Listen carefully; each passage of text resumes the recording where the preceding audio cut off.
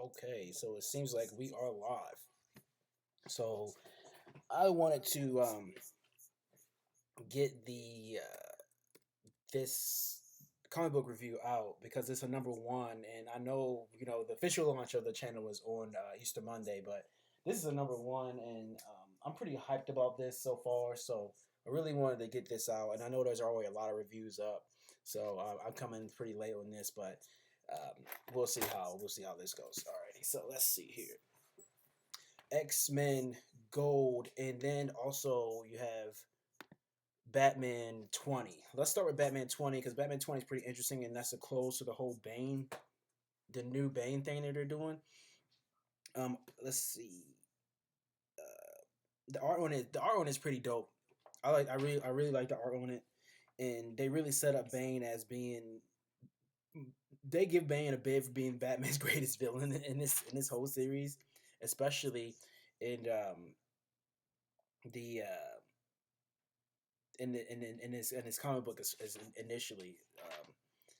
They do it, but I don't understand the backstory of this because again that's why I don't like just jumping in at far down in numbers because this is like number 20, and I don't understand the backstory on this, so it's a little hard for me to really appreciate it for what it is. But they do give you a lot. They do give you a big Bane fight. If you're a Bane fan and or a Batman fan or just like the interaction, you think Bane is one of the more underrated villains, which he probably is actually, in my opinion. And this is a good pickup. The art's fantastic.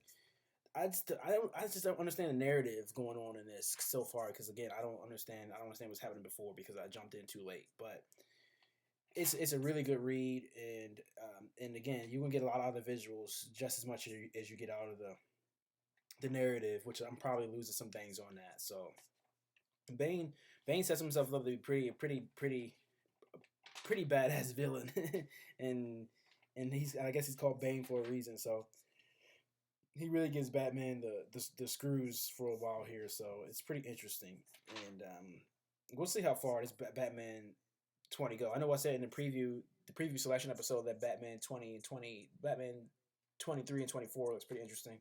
So we're getting around to that. So um, we'll see what happens for Batman from here on out. There's a lot of Batman things happening, so to speak of. Like the whole Button event, which is coming up soon. Um, art by Jason Fabok and Howard Porter. So I'm really looking forward to that, and that's going to be the next big Batman thing, from what I assume. That's the way they're pumping it. So, anyways, moving on. This is going to be a short episode. I just really wanted to get this ball rolling here as far as comic books reviews is concerned. But I will give Batman 20 8 out of 10, maybe 7 out of 10, just because I don't understand the story so far. But the art, if I had to just look at the art alone without any words, that would be it'd be a 9 out of 10 on that for sure. So take that for what you want. Moving on, X-Men Gold, the the big dog as far as anything that's been released so far this week. I got the variant cover, and it's pretty all right. I got like the $6 variant cover. I know there's some other variant covers out there going for a lot of money. It's pretty interesting, but X Men Gold, the art on this is fantastic, and X Men has always been really good at delivering very vibrant colors and setting up a very gritty and distinct kind of world separate from any other Marvel world, and I really appreciate that, especially in this comic book. I don't understand the backstory on this whole X Men coalition, this new form of X Men.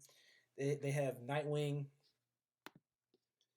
they have Colossus, and then Storm, and then Old Wolverine, and two others X Men I'm not really familiar with.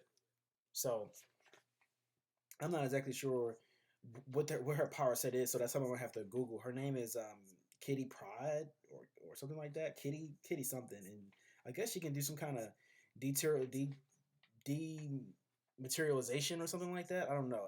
I'm unclear on that, so I had to figure that out. But over Wolverine is cool. I mean, I wish you had a more savage beast type Wolverine that everybody loves, but this Wolverine is pretty cool. We'll see what they do with him. Storm is dope. They really this is all it was cracked up to be as far as the art and the story is concerned. But it's kind of the first book is kind of moving kind of slow, but I think that's for a reason, hopefully, and they're gonna really ratchet it up here soon. I would hope. but this delivers. This delivers. Nightwing is dope. Um, Storm is dope, and there's a backstory with the Inhumans that I'm not familiar with that I probably have to acquaint myself with. I'm just not big into Marvel, and they do so many X-Men things. It's kind of hard to keep track. So I'm giving this a shot, and we'll stick with it. So I definitely will be pushing on a number 2 on this and see what happens. Nightwing's one of my favorite X-Men, so I'm glad he's around. And Colossus is a beast. And again, who does the art on this? I don't know. The credit staff is Guggenheim, Safe, Listine, and Martin. So they're all responsible in some certain way for how this all came together. And the art's pretty beast, and that's why I wanted to sign up for this in the first place. So I would give X-Men Gold #1 probably a 8 out of 10, 9 out of 10, just because the story, started off so slow. But for artwork in general, like that, if we just want to take out the words, the artwork pretty much gets a 10 out of 10 to me, as far as its contrast and expressions of the characters and the emotion you can feel in some of the scenes, as far as what the characters are going through.